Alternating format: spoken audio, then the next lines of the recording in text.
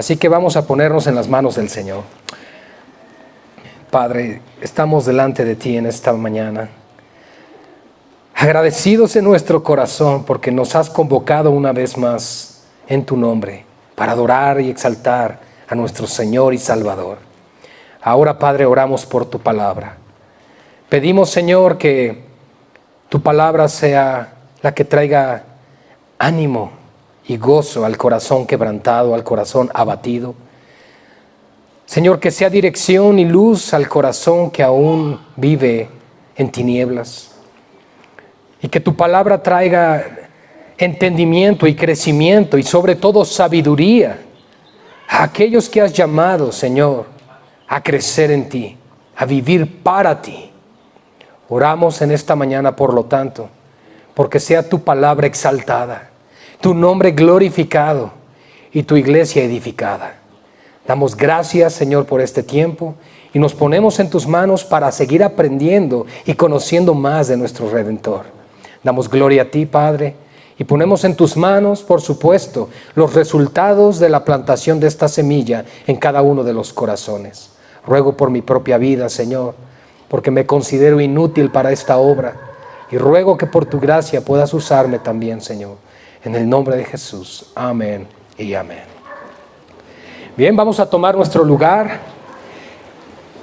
Como lo dijimos, vamos a continuar con el estudio expositivo o la serie consecutiva del libro de los Hechos, serie que reanudamos la semana pasada, que se vio seriamente interrumpida por el COVID durante poquito más de 4 meses, pero damos gracias a Dios que podemos retomar esta enseñanza, ya que creemos en el modelo de Dios para el crecimiento tanto de la iglesia local como la propagación del Evangelio. Nosotros creemos en el modelo de la iglesia que el libro de los Hechos nos enseña, que es que cada iglesia local también sea iglesia plantadora de iglesias. Ese es el propósito. Y el propósito es, por lo tanto, que cada iglesia local se levante en el poder del Espíritu Santo y pueda cumplir con la voluntad de la cabeza de la iglesia, que es Cristo, estableciendo nuevas iglesias en su nombre y para que se continúe proclamando el Evangelio. El día de hoy, hermanos, vamos a entrar en un capítulo crucial en la vida de la iglesia temprana. Capítulo 7, donde Esteban, aquel que vimos en el capítulo anterior, si lo recuerdan, fue acusado de 2 cosas. Esteban es uno de los 7 diáconos, o por lo menos el prototipo del diaconado que vendría a existir después, porque aunque el encabezado de Hechos capítulo 6 dice elección de los primeros diáconos, en sí no fueron nombrados diáconos en ese momento, aunque su función lo era. Sin embargo, hermanos, en el capítulo 6 que estudiamos la semana pasada, al finalizar, hubo una acusación seria en contra de él. Y esa acusación era doble. Lo primero era que él repetía las palabras del Señor Jesucristo diciendo que el templo de Jerusalén sería derribado y en 3 días sería reconstruido. Por supuesto, Jesús nos deja en claro y los apóstoles lo entendieron después, cuando Cristo resucita, que se refería precisamente a eso, a su resurrección. Cristo, amados hermanos, muere y 3 días después Él resucita. Así que, amados hermanos, estamos en un calendario diferente al calendario hebreo, pero quiero por favor que en nuestro calendario gregoriano nos quitemos de la mente que Jesús murió un viernes y resucitó un domingo. Él muere un miércoles y Él resucita un domingo. Él tuvo que estar 72 horas en el sepulcro, confirmado por Él mismo cuando habló con los fariseos, que la señal del profeta Jonás se llevaría a cabo también en la vida de Cristo. Que así como Jonás estuvo 3 días y 3 noches en el vientre del gran pez, de la misma forma Jesús estaría en el centro de la tierra por 3 días y por 3 noches. Y las matemáticas no fallan, de viernes en la tarde a domingo en la mañana no dan. ¿Ok? Entonces, ¿esto es importante? Pues sí, probablemente no tenga relevancia en la salvación, pero por lo menos nos acerca más a la sana doctrina bíblica, la cual debemos nosotros tener. Bien. Esta es la primera acusación a Esteban, el primer mártir. Era un joven, igual que yo. Y entonces, hermanos, Esteban comienza a defenderse, pero la segunda parte de la acusación es todavía más fuerte, porque por un lado era que lo acusaban de, tú dices que tú, Jesús, va a destruir este templo y lo va a reconstruir, pero por el otro lado era una acusación seria en contra de Moisés y la ley, que era que Jesús quería cambiar las ordenanzas de la ley. Entonces eran dos acusaciones por las cuales eran prácticamente digno de muerte Esteban. Y el sumo sacerdote fue el que le pregunta, ¿es esto cierto? Y esto lo encontramos en el versículo 1 del capítulo 7, donde después de la introducción que hemos dado, le pregunta el sumo sacerdote diciendo, ¿es esto así? En otras palabras, le está dando oportunidad de duda, de réplica y de conocer si verdaderamente esas palabras han salido de Esteban. Porque si no olvidamos, la semana pasada hablamos que colocaron falsos testigos en contra de Esteban. Esto era toda una manipulación, era una estrategia, pongámoslo así, de artillería militar diabólica para destruir la iglesia naciente. Satanás siempre ha buscado destruir a la iglesia. ¿Qué fue lo que dio a luz la mujer de Apocalipsis 12 que representa a Israel? Al Mesías, al Salvador. Y después viene la persecución a todos los descendientes de ese niño, que es Cristo, nacido, que somos ahora la iglesia. ¿Y cuál es el punto? ¿Cuál es la razón de la persecución, hermanos? ¿Por qué el dragón de Apocalipsis 12 persigue a la descendencia de la mujer? Porque guardaban el testimonio de Jesús. Así que, mis amados hermanos, debemos de saber algo. El mundo que nos rodea es un mundo anticristo. Esto es lo primero que deben de entender.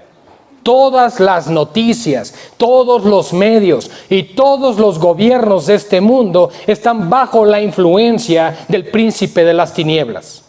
Si no lo entiendes así, tienes que conocer más las Escrituras. Sin embargo, en medio de toda esta situación, debemos entender que la misma estrategia y el mismo espíritu anticristo sigue en contra de la iglesia. ¿Por qué, amados hermanos? Porque la iglesia no es de este mundo. El reino de nuestro Señor no es de este mundo. El reino se acercó cuando Cristo vino y el reino se establecerá cuando Cristo vuelva. Pero mientras tanto, amados hermanos, somos extranjeros y peregrinos en este mundo. Tú y yo no somos de este lugar. Somos los extraterrestres. Entonces, mis hermanos, teniendo entendimiento de estas cosas, debemos de saber algo. Todo lo que se está promoviendo, legalizando, autorizando, etcétera, etcétera, va en contra de los principios del Creador y de su palabra. Ya no se trata de qué partido político y de qué gobernante llegará, porque todos siguen una agenda. ¿Cómo debe votar el creyente hoy en día? Bueno, probablemente ya todos son pro aborto, ya todos son pro homosexualidad y etcétera. Entonces eso es un factor que ya va a ser muy difícil hacer a un lado. Es muy difícil. Más no imposible, ¿verdad? Pero es difícil. Tenemos que buscar otro tipo de criterios cuando votamos por los gobernantes, como que por lo menos realmente hagan algo por el pueblo. Sin embargo, hermanos, esto no es una clase de política. Lo que estamos viendo nosotros a nuestro alrededor es el mismo espíritu anticristo que gobernaba en aquellos días cuando Esteban, el primer mártir, entregó su vida por causa de su testimonio en Cristo Jesús. La semana pasada hablábamos nuevamente de lo que implica ser testigos de Cristo, y testificar de Cristo implica el ser mártir por causa del Señor.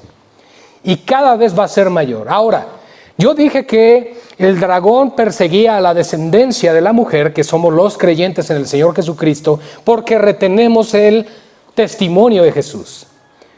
Quiero que entendamos algo. Retener el testimonio de Jesús no solamente es decir creo en Jesús, porque en este mundo hay muchas sectas, muchas religiones que profesan creer en Jesús. Incluso aquella religión grande y mundial que se prostituye con los reyes de la tierra también proclama tener a Jesús como el centro. Entonces, mis amados hermanos, el problema no es creer en Jesús. El problema son las convicciones que llegan a tu vida por creer en Cristo y su palabra. Ese era el problema con Esteban. No que dijera creer en Jesús, sino las convicciones que le llevaron a la muerte. Y eso es algo que tenemos que entender, iglesia, en este siglo XXI, que Cristo está a las puertas, Cristo vuelve pronto, y todo lo que está sucediendo a nuestro alrededor anuncian el retorno de nuestro Señor Jesucristo. Y la iglesia tiene que estar preparada para ese momento. Iglesia, tenemos que estar preparados. Tienes que entender que lo que dice la palabra de Dios se va a cumplir.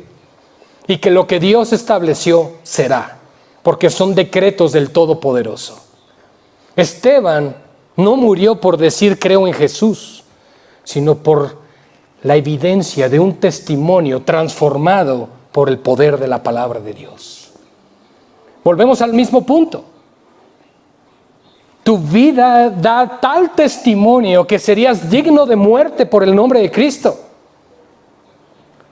Tu vida testifica, tu vida camina de tal manera que los hombres que te rodean y las mujeres digan, ¿realmente sirve al Señor Jesús o no?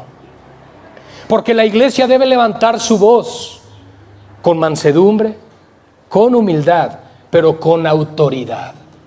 La iglesia no se puede quedar callada ante lo que los gobiernos están haciendo y están imponiendo con su agenda. Lo cual el famoso COVID les vino como anillo al dedo para el sometimiento bajo temor a la humanidad. Y tristemente mucha iglesia ha caído en el mismo juego. Pero la iglesia tiene que levantarse, hermanos. Tiene que levantarse la iglesia en el poder del Espíritu Santo, en el poder del Señor y la autoridad que estás por sobre todas las cosas. El sumo sacerdote, hermanos, le pregunta a Esteban, ¿es esto así? Y él le dijo, vean cómo responde Esteban, después de las acusaciones que le están haciendo, él les respondió, varones, hermanos. Eran sus hermanos en la carne, eran israelitas, y él les responde con amor. Él no les responde con una especie de orgullo y soberbia, sino con mucho amor. Les dice hermanos, y a los sacerdotes y ancianos les llama padres. Nos damos cuenta el respeto y la sumisión que tenía a la autoridad de Esteban. Pero el ser sometidos y respetar a la autoridad no significa que nuestro testimonio y convicciones cambien, sino todo lo contrario. Porque en ese instante él tuvo la gran oportunidad de escapar de una de las peores muertes por lapidación, apedreado. Y morir apedreado, yo creo que no te mueres a la primera pedrada, a menos que seas Goliat y te toque contra David. Pero no, hermanos, es una muerte muy dolorosa, humillante, pero es una muerte que fue digna ante los ojos de Cristo, porque en todo momento retuvo su testimonio, nunca negó al Señor. En ningún momento se doblegó por temor a las amenazas e incluso al ataque en contra de su propia persona. Esteban es el modelo de un verdadero creyente, de un verdadero cristiano, con pasión, con denuedo, con entrega, con arrojo, sin importar la situación en la que estaban pasando. Hermanos, era difícil esa situación. No se compara con un quédate en casa, no se compara con un hoy no circulas, no se compara con un ponte un cubrebocas por favor. No, hermanos, no tiene comparación. Ahora, quiero que sepamos algo. La iglesia de hoy está siendo afrentada y está siendo de alguna manera confrontada y guiada hacia el punto de silenciarla. Y podrías pensar, ¿y cómo está haciendo eso? Bueno, a través de lo que nuestros gobiernos, y no, reitero, no importa el partido que esté al frente, nuestros gobiernos se guían y se rigen por el príncipe de este mundo. Todo bajo la autoridad de Dios. todo bajo la autoridad del Todopoderoso. Pero tienes que saber que esto que estamos viendo desencadenará cada vez cosas peores y aberrantes. Está próxima la pedofilia a ser legalizada también. ¿Y qué hace la iglesia eso? Nada más decir, sí está mal eso. Eso está muy mal. ¿Qué hace la iglesia? Hermanos, tenemos un llamado, como lo hizo Esteban, a defender y proclamar sin importar las consecuencias. Sé que probablemente piensas en este momento, es que es difícil hoy en día estar en contra de todo eso porque pues quizá mi trabajo, mi fuente de ingresos, probablemente pues mis clientes y súmale una lista de etcéteras, pues sería muy difícil. Pues ya está en todos lados. ¿Qué puedo yo hacer? Tener convicción. Eso es lo que puedes hacer. Porque en el momento que la sociedad subordina tu convicción bíblica, te haces siervo de aquel que te venció. Y a todo lo que te digan vas a decir sí. Incluso le agregarás un amén, porque eres cristiano. ¿Te das cuenta de lo que está sucediendo? En otras palabras, los gobiernos de este mundo intentan lo que siempre ha intentado Satanás, remover a Dios del trono y sentirse soberanos y dueños de todas las cosas. Pero nosotros tenemos que proclamar la verdad desde este púlpito, desde nuestras azoteas, como enseñan las Escrituras, desde tus redes sociales y todo lo que tengas a tu alcance, tienen que proclamar a Cristo y la luz del Evangelio. Es que las redes sociales son personales, eso es más como para lo mío y mi familia. No, úsalo también para eso, está bien, tu familia, pero honra a Dios con todos los medios que tienes. No estoy diciendo que hay una imposición de la iglesia de que ahora tus redes sociales solo tengan que hablar de Cristo. Pero yo creo que hay una imposición, como dijo Pablo, ay de mí si no predicar el evangelio, porque impuesta me es necesidad. Entonces creo y considero que un verdadero cristiano no podrá dejar de proclamar el evangelio por cualquier medio que tenga. Señor, probablemente no soy el pastor, no tengo un lugar para predicar, no tengo un hogar con unas familias para predicarles, no tengo esto o el otro, pero tengo estos medios donde puedo alcanzar a otras personas. Úsame, Señor, úsame. Que cada día yo te anuncie tu evangelio y tu palabra, para que cuando me llames a tu presencia, yo pueda levantar mis ojos como lo hizo Esteban y ver tu gloria. Así debe caminar la iglesia, hermanos. No cristianos tibios, hipócritas, sino verdaderos creyentes que confiesan y proclaman el evangelio del Señor, porque el evangelio y la salvación y nuestro Cristo es de su iglesia, no de los cobardes. Y Esteban entonces, con toda autoridad y valentía, les dijo: varones, hermanos y padres, escuchen. Ahora, quiero aclarar algo, hermanos. La defensa, porque así nos habla este título. Primero habla del arresto y luego de la defensa y muerte. La defensa de Esteban no era para que no lo apedrearan. Quiero que cambiemos ese entendimiento o el concepto del pasaje 7 de Hechos. No era para que no lo apedrearan, es defender lo que él cree. Esa es la defensa. Y él se va a remontar desde Abraham, porque es el inicio de Israel, cuando Dios llama a Abraham de la tierra de Harán o de la Mesopotamia antigua, y ahí es cuando empieza el llamado de Israel. Y la nación de Israel fue llamada para ser un reino misionero, una nación misionera, y para poder anunciar las verdades de Dios. Entonces él comienza diciendo: el Dios de la gloria. El Dios de la gloria. Qué majestuosa introducción da Esteban. En hebreo literalmente dijo el Adonai de la Shekinah. Ahí hubo el Spanglish, Spanbreos. Pero miren, hermanos, el Dios de la gloria es Shekinah, la nube de gloria que llenaba el tabernáculo de reunión. En otras palabras, lo que él está diciendo es: miren sacerdotes, miren padres, miren hermanos, el Dios de la gloria, que llenaba y saturaba su templo, que llenaba y saturaba el tabernáculo y que guiaba en columna de fuego en la noche y columna de nube en el día al pueblo de Israel durante el éxodo. Ese Dios todopoderoso, Él apareció a nuestro padre Abraham. Estando en Mesopotamia, vamos a ir leyendo, hermanos, para avanzar, antes de que morase en Harán, y le dijo: sal de tu tierra y de tu parentela, y ven a la tierra que yo te mostraré. Entonces salió de la tierra de los caldeos y habitó en Harán, y de allí, muerto su padre, Dios le trasladó a esta tierra en la cual vosotros habitáis ahora. Y no le dio por herencia en ella, ni aun para asentar un pie, pero le prometió que se le daría en posesión y a su descendencia después de él, cuando él aún no tenía hijo.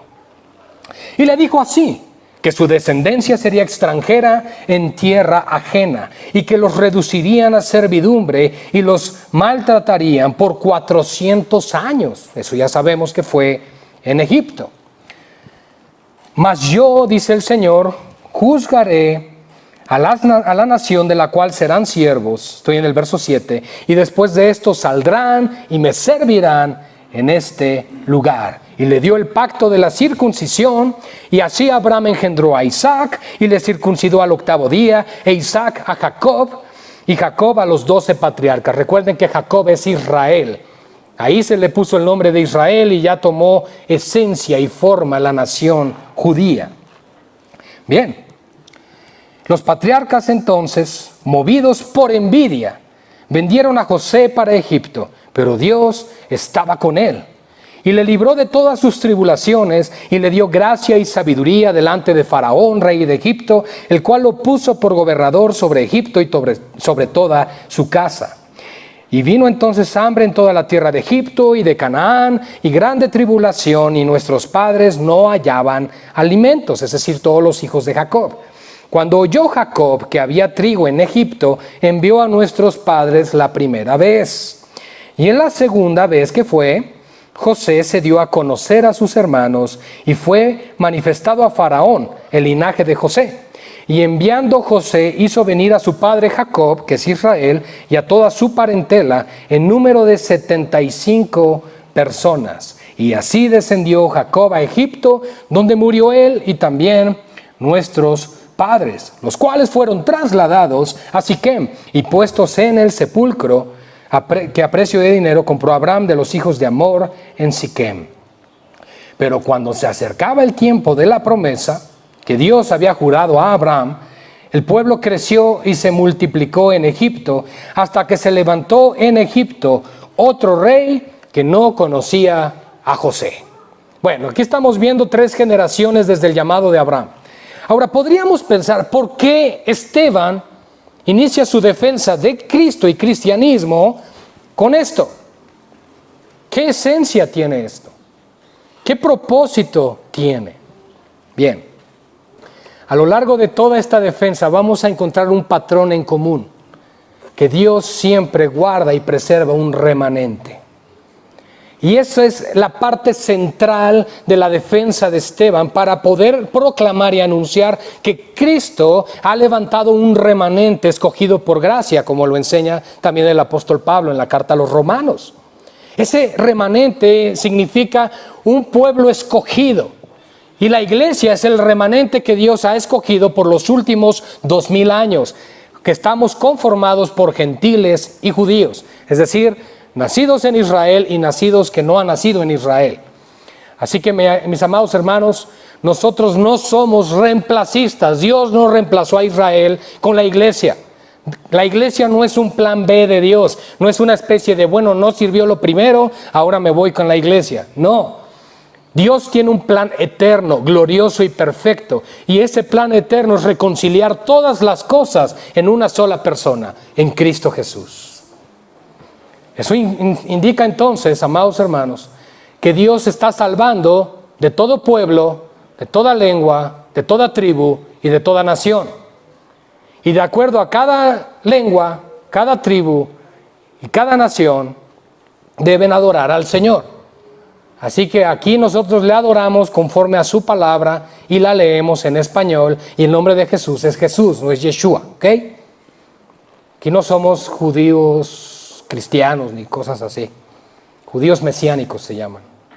No, hermanos, nosotros somos mexicanos, nacidos de nuevo, redimidos por la sangre del Cordero, que ha permitido que su palabra llegue en español también a nuestras manos, y proclamemos en el único nombre que es sobre todo nombre, en el nombre de Jesús, o Jesús, o Yeshua, o como sea, dependiendo del país donde se encuentre, que delante de ese nombre toda rodilla se va a doblar y se va a postrar y va a confesar que Jesucristo es el Señor. ¿Por qué, hermanos? Porque en Babel, Génesis capítulo 11, Dios confundió toda la lengua.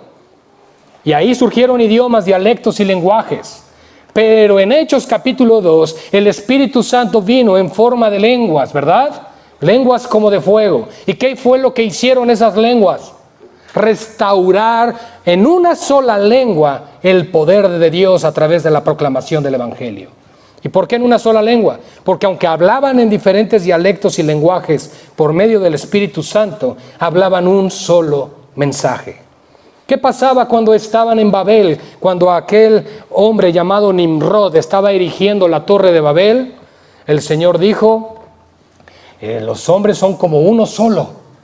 Descendamos pues, es la Trinidad hablando, y confundamos sus lenguas. Y los esparcieron por toda la tierra. Así es como se comenzó a poblar el mundo, por si te lo preguntabas, ¿no? Así fue. La Biblia da respuesta a todos, hermanos. La respuesta de toda pregunta se encuentra también en las Escrituras. Gloria a Dios porque su palabra es perfecta y completa. Amén. ¿Creen que existieron los dinosaurios? Claro, la Biblia habla de ello. Si decimos que no, entonces estaríamos en contra de las Escrituras. Sin embargo, no creemos en un Dios creador que usa la evolución, ¿verdad?, para crear todo lo que hay. Sino creemos en un Dios que creó todas las cosas en 6 días, de 24 horas cada uno. Ese es el poder del Señor. ¿Y saben por qué no lo hizo en un solo instante, sino en 6 días? No crean que porque no le alcanzaba el poder. Porque Él estaba estableciendo desde ese entonces que el día 7 sería para Él. Y hoy estamos aquí, en su día, para darle gloria al Creador de los cielos y de la tierra. Bien, hermanos, en esta historia, en esta defensa, no quiero profundizar en cada aspecto porque solamente ver la vida de Abraham nos llevaría semanas. Entonces, solo quiero que puntualicemos la defensa de Esteban a través de exhortar a sus oyentes de que Dios siempre ha preservado desde el principio un remanente para su gloria. Y una vez que pasó, por supuesto, por Isaac, que Isaac fue el hijo de la promesa, porque Abraham era un hombre mayor de 100 años y Sara estéril y de 90, y aún así Dios permitió que concibiera. No nos vamos a meter a Ismael, Agar y todo ese asunto, no. Simplemente concibe y nace el hijo de la promesa, que es Isaac, del cual de ese linaje vendrá también nuestro Señor Jesucristo. Después de Isaac nace Jacob. Nacen Jacob y Esaú, ya saben lo de que tomó la primogenitura, etcétera. Y si no lo saben, les animo a ir a Génesis 40 en adelante y poderlo estudiar. Pero hermanos, miren, sucedió algo muy importante. Nace Jacob y de Jacob nacen los patriarcas, ya los que vendrían a ser las cabezas de las diferentes tribus de Israel. Y uno de ellos, que es José, que era el penúltimo hijo de Jacob, fue vendido por sus hermanos. Primero lo echaron a una cisterna y después que venían unos comerciantes lo vendieron y lo llevaron como esclavo a Egipto. Primero llegó a casa de Potifar, que era servidor del faraón, y estuvo ahí, y su esposa quiso meterse con José, José no quiso, y entonces ella lo difamó y lo acusó, lo llevaron a la cárcel, conoció al panadero, conoció al copero, y unas hermosas historias de José el soñador. Pero después de todo eso, hermanos, es nombrado el segundo después de Faraón en Egipto. ¡Qué tremendo! Cómo Dios utilizó para bien todo lo que sus hermanos obraron para mal. Y Dios exaltó a José, lo colocó en autoridad, y una vez que él estaba en autoridad, Dios utilizó todo esto con el propósito, claro, de quebrantar y humillar a aquellos que vendieron a José, pero también para que Israel continuara en el camino. Ahora, lo que me llama la atención es que los primeros descendientes de ellos, de Jacob y de los patriarcas, fueron llevados como esclavos por 400 años a Egipto. Ahora, quiero que sepan algo. Los 400 años no empezaron a partir del momento que el rey que no conocía a José llegó al trono de Egipto. Los 400 años se cuentan desde que José llegó a Egipto. Entonces tuvieron 300 y algo años realmente como esclavos en ese lugar. Después Dios permite que el pueblo crezca de tal manera que el mismo faraón se intimidara ante la grandeza del pueblo judío y entonces los subordinara y los oprimiera, y fueron los instrumentos para construir en aquel tiempo, ¿qué cosa? Las grandes pirámides, ¿verdad? Que se visitan hoy. Y además hay algo muy interesante. Después de todas esas generaciones, y vamos a continuar leyendo, Dios levantó a un hombre para libertar a su pueblo. ¿Cómo se llamaba? Moisés. Moisés pudo ser el sucesor de Ramsés II, no sé si sabían. Eso es un poquito ya de historia por fuera. Pero él pudo ser el sucesor, porque Ramsés no tenía hijo. Y Moisés fue criado como hija de Faraón, y el sucesor legítimo, por lo tanto, era Moisés. Y por eso el autor de los Hebreos nos dice algo muy importante, que Moisés prefirió, escuchen, los vituperios de Cristo que los deleites temporales del pecado. Porque él ya no prefirió ser hijo de Faraón o hijo de la hija de Faraón para tomar ahí el trono, sino que prefirió pagar el precio por su pueblo, por su nación, por su familia. Fíjense qué enseñanza tan tremenda, porque ahora Esteban brinca precisamente a la vida de Moisés, y vamos a esto. En aquel tiempo, verso 19, este rey, el que no conocía a José, y por el no conocer a José implica que no le reconocía el puesto de autoridad que tenía con el faraón anterior. Entonces este rey, usando de astucia con nuestro pueblo, maltrató a nuestros padres a fin de que expusiesen a la muerte a sus niños para que no se propagasen. Fíjense. Eso lo encuentran en Éxodo capítulo 1. En aquel mismo tiempo nació Moisés y fue agradable a Dios y fue criado 3 meses en casa de su padre. Pero siendo expuesto a la muerte, en esta muerte que hubo de primogénitos y de bebés en Egipto, la hija de Faraón le recogió y le crió como a hijo suyo. Esto es Éxodo capítulo 2. Y fue enseñado Moisés en toda la sabiduría de los egipcios. ¿Sabían que la cultura de aquellos tiempos de los egipcios era tan avanzada que ellos lograron establecer la distancia entre la tierra y el sol? ¡Wow! Eso es impresionante. Yo no sabría hacerlo ahorita. ¿Se imaginan? Probablemente con un GPS y no sé, o preguntándole a Google. Pero en aquellos tiempos no había esos avances, esa tecnología, pero eran tan sabios este pueblo y tan adelantados en su época que descubrían ese tipo de cosas. Incluso la arquitectura que tenían en sus ciudades es impresionante para el año en la que fueron construidas. Si estamos hablando de tiempos de Moisés, ¿hace cuántos años fue?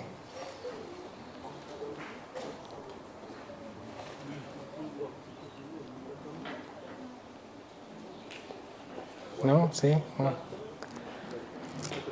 Hace aproximadamente 4.600 años. Bien.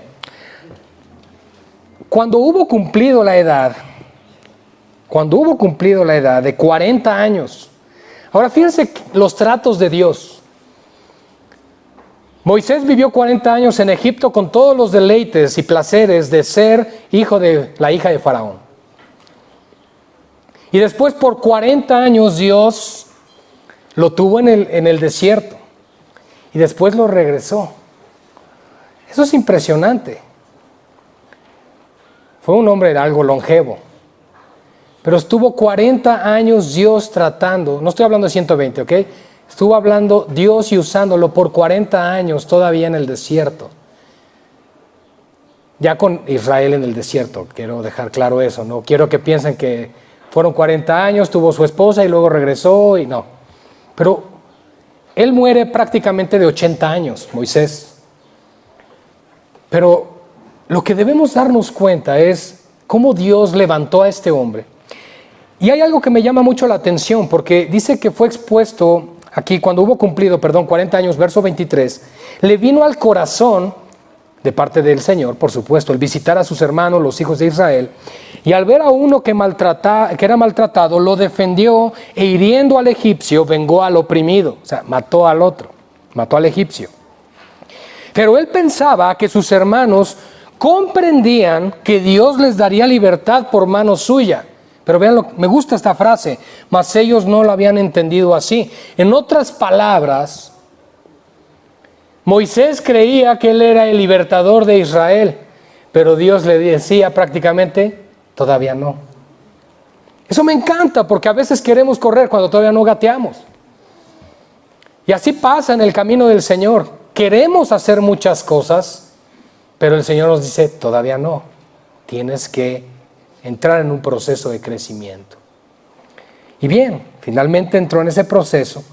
Y ahora en el verso 26 dice, al día siguiente se presentó uno de ellos que reñían y los ponía en paz diciendo, este es Moisés, varones, hermanos sois, ¿por qué os maltratáis el uno al otro? Fíjense, eran dos judíos peleando y él acababa de matar un día antes a un egipcio. Entonces el que maltrataba a su prójimo le rechazó diciendo, ¿quién te ha puesto por gobernante y juez sobre nosotros? ¿Quieres tú matarme como mataste ayer al egipcio? ¡Qué situación! ¡Qué humillante! Él creyéndose el libertador de todo el mundo y lo humillaron. ¿Quién te ha puesto? Al oír esta palabra, Moisés huyó y vivió como extranjero en tierra de Madián, donde engendró 2 hijos. Pero entonces sí, y perdón, pasados 40 años, un ángel se le apareció en el desierto del monte Sinaí, en la llama del fuego de una zarza. Digo perdón porque corrijo, sí, él estuvo 20 años tratado todavía por Dios después de esto. Y a veces queremos ya con un curso, ya pum, vámonos, ya estamos listos. Dios nos ayude. Pasaron 40 años, el ángel le llamó. Entonces Moisés, mirando, se maravilló de la visión y acercándose para observar, vino a él la voz del Señor. Yo soy el Dios de tus padres, el Dios de Abraham, el Dios de Isaac, el Dios de Jacob. Y Moisés, temblando, no se atrevía a mirar. Y le dijo el Señor, quita el calzado de tus pies, porque el lugar donde estás es tierra santa. No es porque había COVID, es porque era un lugar santo. ¿Okay? Aquí hoy nos limpiamos los pies porque hay COVID, pero allá no. Y saben, quitarse el calzado representaba dejar atrás las cosas del mundo, porque vas a entrar a un territorio donde el mundo no tiene nada que ver con el Señor. Me recuerda las palabras de nuestro Señor Jesucristo cuando estaba a punto de ser traicionado por Judas. En ese instante, Él le dijo a sus discípulos, levántense, vámonos de aquí, porque viene el príncipe de este mundo y él nada tiene en mí. El mundo no tiene ni ejerce ningún dominio o autoridad sobre nuestro Señor. Y eso es algo que nosotros debemos tener como una firme ancla en nuestra alma. Ciertamente he visto la aflicción de mi pueblo, continuamos si no, no acabamos, que está en Egipto, y he oído su gemido y he descendido para librarlos. Ahora pues ven, te enviaré a Egipto. Esto es de Éxodo 3. A este Moisés, a quien habían rechazado diciendo, ¿quién te ha puesto por gobernante y juez? A este lo levantó Dios como gobernante y libertador. Dentro de esta defensa que está haciendo Esteban, está diciendo, lo que el pueblo creía que no era, Dios lo hizo al revés. Dios sí estaba haciendo eso. Y Dios lo levantó como libertador, y por mano del ángel que se le apareció en la zarza, los sacó habiendo hecho prodigios y señales en tierra de Egipto y en el mar Rojo y en el desierto por 40 años. Este Moisés, dice, es el que dijo a los hijos de Israel: profeta os levantará el Señor, vuestro Dios, de entre vuestros hermanos como a mí, y a él oiréis. Deuteronomio 18. Si se dan cuenta, no solamente está hablando del remanente y el poder de Dios para preservar su pueblo en medio de la aflicción y la prueba, sino que además introduce profecías mesiánicas, introduce profecías para decirles: lo que estoy defendiendo es que Jesús es el Señor. Y el pueblo de Israel no lo entendía en ese día y en ese momento. Por eso estaban acusando a Esteban. Ahora, este Moisés que estuvo en la congregación en el desierto, con el ángel que le hablaba en el monte Sinaí, y con nuestros padres, y que recibió palabras de vida para darnos la ley, al cual nuestros padres no quisieron, ¿qué dice? En otras palabras, les está diciendo: esta generación está haciendo lo mismo, porque Jesús vino a darnos el nuevo pacto y ustedes no quieren oír ni obedecer.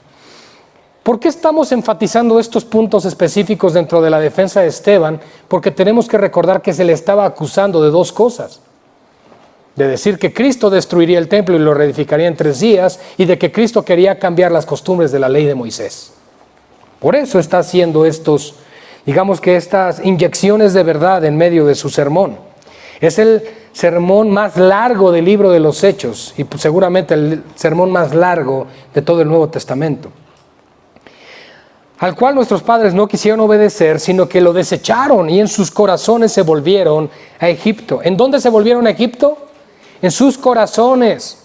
No se fueron físicamente, pero su corazón anhelaba lo que había en ese lugar.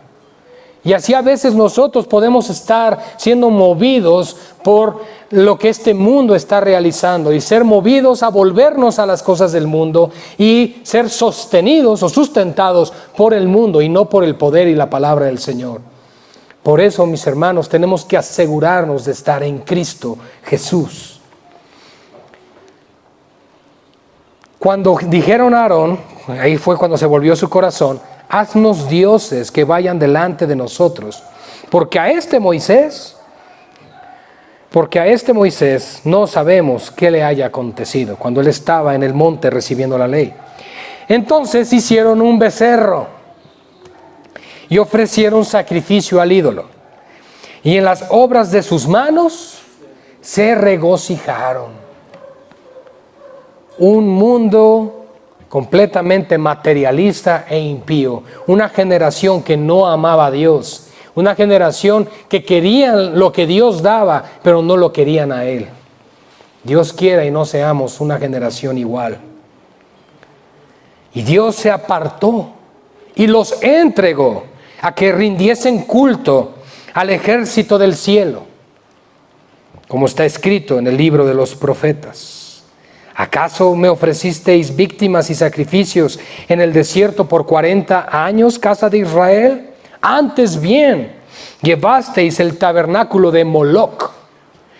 Y Moloc pedía que sus hijos fueran ofrecidos en el fuego, y que sus hijos caminaran sobre el fuego. Y la estrella de vuestro Dios, Renfán, figuras que os hicisteis para adorarlas. Os transportaré pues más allá de Babilonia. Eso está en Amós capítulo 5. Tuvieron nuestros padres el tabernáculo. Ahora habla de la adoración de Israel. El tabernáculo del testimonio en el desierto, como había ordenado Dios cuando dijo a Moisés que lo hiciese conforme al modelo que había visto, el cual, recibido a su vez por nuestros padres, lo introdujeron con Josué al tomar posesión de la tierra de los gentiles, a los cuales Dios arrojó de la presencia de nuestros padres hasta los días de David. En otras palabras, Dios les dio las naciones que estaban alrededor, les permitió conquistarlas, les permitió adorarle en el desierto, caminar con Él hasta los días de David. Dios estuvo con ellos hasta los días de David. ¿Por qué abandonó nuevamente Dios a Israel en el tiempo de la monarquía? Porque el pueblo ya no quiso que Dios reinara sobre ellos. ¿Cómo Dios reinó después de los patriarcas sobre Israel? Con los jueces. Ahí tienes el libro de Jueces. El último juez de Israel fue Samuel. Y Dios escuchó al pueblo decir: queremos un rey igual que las naciones que nos rodean.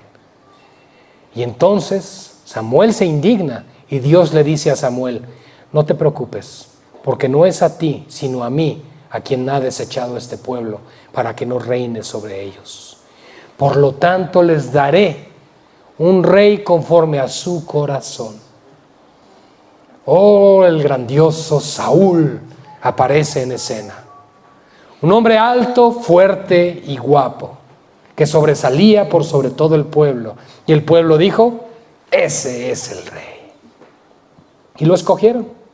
Y fue ungido con un redoma, es decir, una vasija de aceite, y no con el cuerno de la unción. Después Dios envió a Samuel a ungir a David, el rey que Dios sí escogió. Y él sí fue ungido con el cuerno de la unción, el cuerno que los profetas utilizaban para ungir a los llamados por el Señor. Y finalmente Saúl fue desechado. ¿Por qué? Porque no era el plan de Dios. Y se levantó David, pero David pecó contra Dios, pecó contra el Señor. Y su nieto, Roboam, fue el encargado de que el reino de Israel se dividiera y finalmente fuera prácticamente desaparecido, hasta el día de casi hoy. No es sino hasta el 14 de mayo de 1947 que la ONU reconoce a Israel nuevamente como nación y a Jerusalén como su capital. Y sigue el mismo pleito de siempre entre los semitas, que son los judíos. Semitas significa Sem, hijo de Noé, y por el otro lado los ismaelitas, que son los hijos de Ismael, el hijo de Agar que tuvo Abraham con ella, ¿verdad? ¿Sí saben todo esto? Qué bueno, hermanos, gracias a Dios. Así nos evitamos explicarlo más. Pero es interesante todo lo que Dios hace. Y cómo Dios, en medio de tanto alboroto y circunstancias y tanto pecado y desobediencia, su plan siempre se preservó. Eso es tremendo. Bien, hasta el día de David. Ya hablamos un poco de esto, halló gracia delante de Dios. Mas Salomón fue el que le edificó casa, estoy en el 47, y si bien el Altísimo no habita en templos hechos de mano, como dice el profeta, el cielo es mi trono y la tierra el estrado de mis pies, ¿qué casa me edificaréis, dice el Señor? ¿O cuál es el lugar de mi reposo? ¿No hizo mi mano todas estas cosas? Duros de cerviz. La cerviz es la parte de atrás de la nuca. Lo que implica el ser duro de cerviz es que estás erguido y no te quebrantas ante Dios. Cuando viene el quebrantamiento, te humillas. Ese es el punto. Entonces, duros de cerviz e incircuncisos de corazón y de oídos, porque oyendo no oyen y no perciben. Vosotros resistís. Fíjense esta palabra, qué importante. Esteban está diciéndoles: vosotros resistís siempre al Espíritu Santo, como vuestros padres, así también vosotros. Y nosotros creemos en la gracia irresistible y en el llamamiento eficaz. Y de pronto nos brinca un versículo donde dice: el Espíritu Santo se puede resistir. ¿Es acaso que está en contra de la doctrina de salvación? No. Resisten aquellos que no son llamados. Porque todos los que son llamados al Señor no vendrán, solo los escogidos. Amén a eso. Amén. Gloria a Dios. ¿A cuál de los profetas no persiguieron vuestros padres? Hace ahora una pregunta. Y mataron a los que anunciaron de antemano la venida del justo, de quien vosotros ahora habéis sido entregadores y matadores. Ahora ya está dando un giro la defensa de Esteban.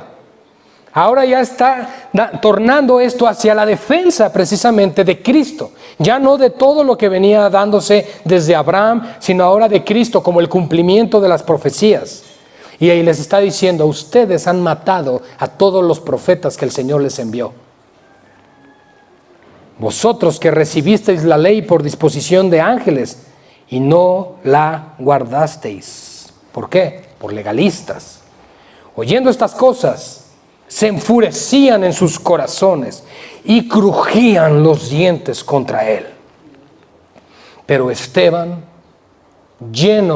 nuevamente lleno del Espíritu Santo, puestos los ojos en el cielo, vio la gloria de Dios y a Jesús que estaba a la diestra de Dios. La palabra diestra, es decir, a la diestra del rey, implica autoridad. Cristo está con toda autoridad con su Padre. Y vean, hermanos, que en medio de esta situación, lo que Esteban logra ver cuando estaba a punto de morir fue la gloria de Dios y a Cristo a su diestra. Y eso es lo que tú y yo debemos ver antes de morir, porque es lo que Dios está enseñando aquí, que cuando somos muertos en Él, veremos su gloria antes de su partida. Yo he escuchado muchos testimonios de eso, de que cuando los creyentes mueren, incluso como mártires, su rostro refleja paz, porque el Señor los llevó.